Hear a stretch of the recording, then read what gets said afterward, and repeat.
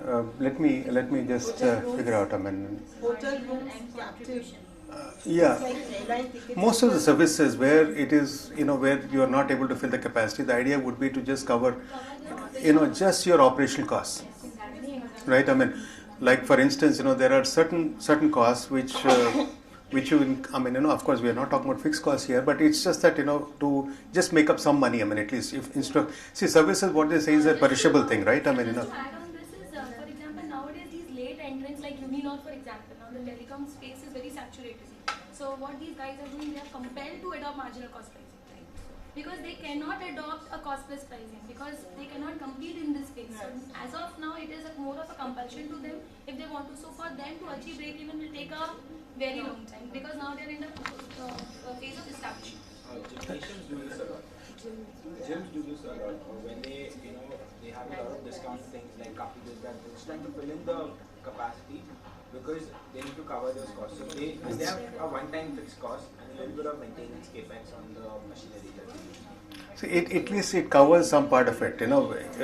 See, the problem is, I mean, once a seat, I mean, the perishability aspect of service actually comes in. Whether it's running at 50% capacity or 100%, I mean, the fuel cost will remain the same. If somebody else can cover some part of the variable cost, that's good enough. I mean, I think that's what people are looking at, right? I hope, Vanitha, I mean, you're clear on this. I mean, a bit of confusion. I wish I had a couple of slides where we had actually shown the calculation. I didn't put that here. Probably a simple calculation. I'm just trying to do rough working. Suppose there are 10 seats in you're taking a flight. There are 10 tickets, and in order to be actual rate will be let's say 1,000 per seat. So the Indigo is going to make 10,000 out of it. Only 5 seats get sold. So you have paid 5,000. So you are short of 5,000. You are short of 5,000. And you're not running the full capacity. But आपको 5,000 का उम्मीद नहीं है क्योंकि as it is you have to take the next 10 बजे flight निकालना ही है. तो last minute you will start selling it at a discount. So आपको चाहे 3 टिकट निकले आपके, you made a 3 ticket sale or you make a 4 ticket sale. So you're just trying to cover up so that you at least earn some money by running. As it is the flight is going to go anyway, so you're going to try to recover some money. So that's the principle on which margin. Actually, this strategy. Differential pricing is morning flights, the peak hour flight are priced higher, and non-peak hour flight will be priced less.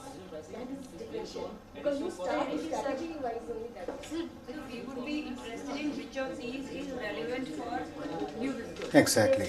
So I think that's a. I was just giving some ideas, but I think the relevant. I mean, of course we can't say something is irrelevant or relevant.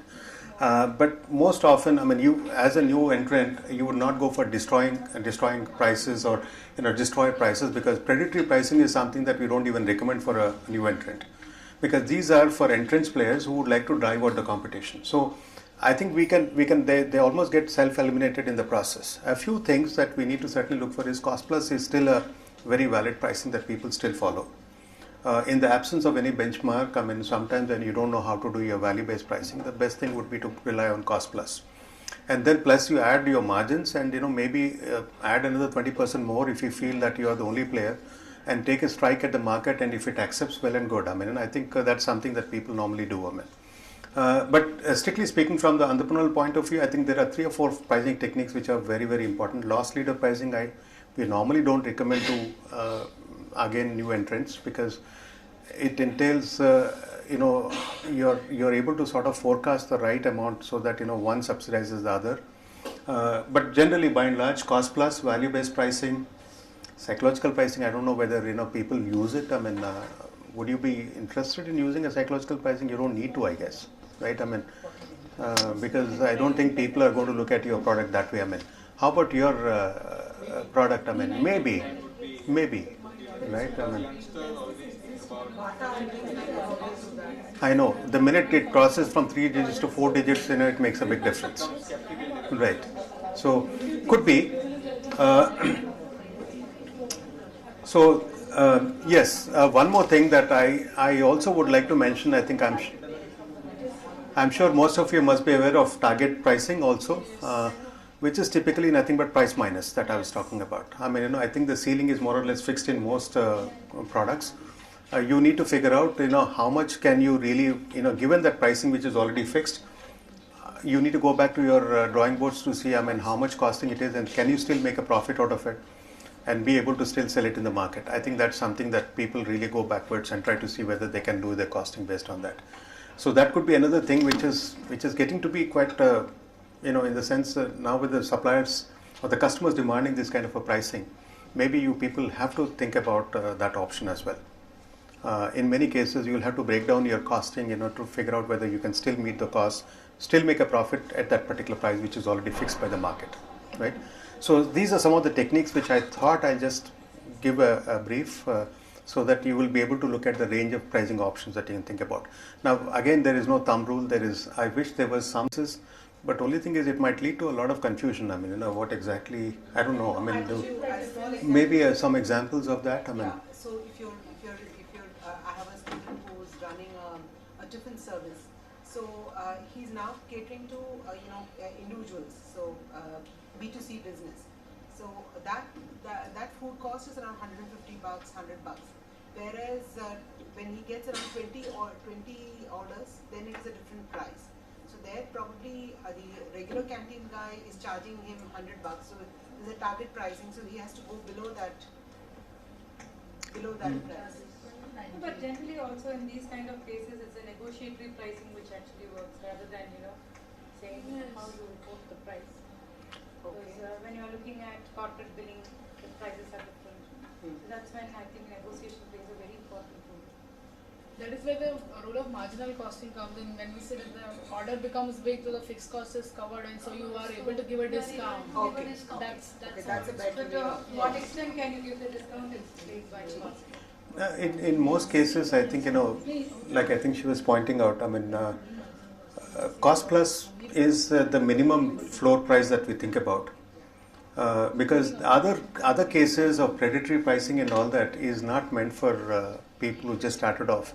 Because I don't think you can really drive off a competition unless you have deep pockets, I don't think you can do that.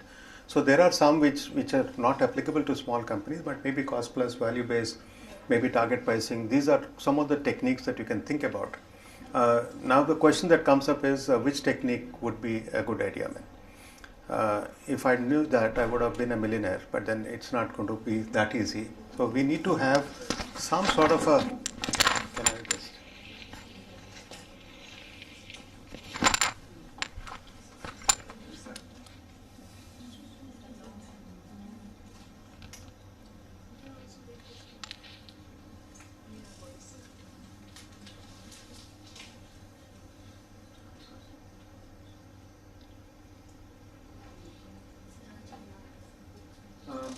How do you finally choose the technique?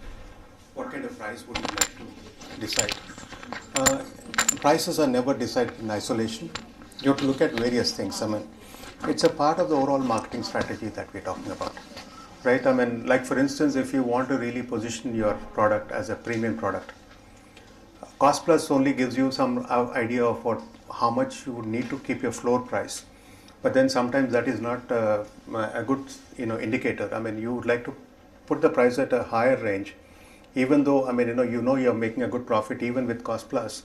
The idea is to see that your product is looked at as a premium product, right? So there are various things which become a part of this pricing. Pricing, in fact, is a part of the overall marketing strategy. Don't look at pricing as a simple, isolated strategy. It should be a part of it. Because like I said, all the 4 P's actually make up what we call as the positioning. So this is something that we need to keep in mind when we are pricing the product. Company pricing policies, again, there could be some pricing policies in the sense the discounts that you offer, how much would you like to, how many, like for instance, the volume, if somebody takes a certain volume of output of yours or some products, you give some sort of discounts and things like that. That also matters a lot. So it also is decided by the company policies. There are some people who will say that you can't, only for certain categories of customers you can give discounts and not for others. Various things that we come into. So the company policies also play a very important role in the way you choose your pricing, the final price. Yes. What about government rules? Sometimes government also make company to follow certain pricing policies, like if they are funded or kind of subsidies they are for? Will that come into this company pricing policy, or did we keep it completely standalone, irrespective of whether they've been funded by? You mean to say, I mean, if they're funded, you have to give a special price? Technical agro-based businesses Petrol are is coming. subsidized.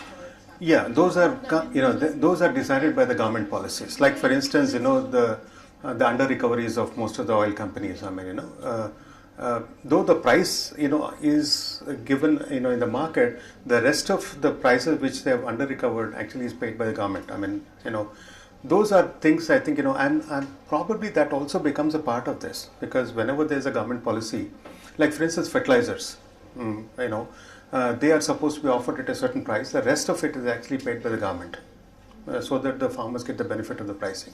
So that could become a part of the company policy. Yes. Here I would like to give you an example. You talk about impact of government policy. Take example of cement companies. Cement companies, they adopt a dual pricing strategy, because the government tells them to sell certain amount in the open market as a market price, and certain amount has to be at the government price. Absolutely. Price for government policy plays an important. It's a very important role in deciding the prices. Yes. Petroleum Uh, is often is dual priced, especially in Russia. Now they are majorly into I know. because of this. Especially those which are controlled, like even drugs for that matter in many cases, right? They insist that the prices should be lowered so that the rest of it is actually compensated by the government. I mean, gain and risk sharing policies. What is this gain and risk sharing? Any idea? I mean, can you think about what this is? This is something which is gaining a lot of popularity nowadays, right? I mean, for instance, this is a very interesting example. Some years back, when the aluminum prices have gone up, and there were a lot of these vendors who were supplying to Maruti, and they were using aluminum for their forgings and so on.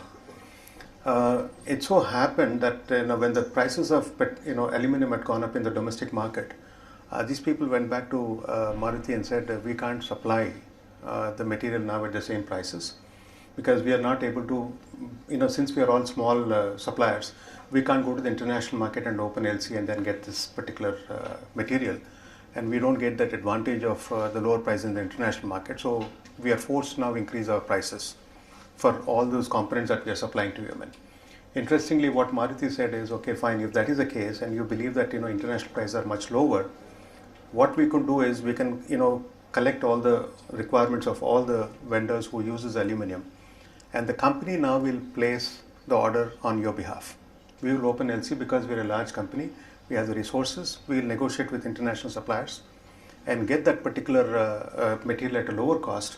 We'll supply it to you, but there's one rider for this. Whatever savings that you have because of that particular thing, half of it we will share and half of it you will keep it. Typically, I mean, this is typically what we call it, okay, while you gained, you also share, we'll share the risk and we also share the gain with you. This is a very interesting way of actually, doing business. In fact, in most cases I've seen some of these very large companies who become your customers do this kind of business for you because they also benefit in the process. If the input prices are low for you, I will also get the benefit, but only thing is I will not pass on all the benefits to you. You should also pass on, say, some percentage of benefit.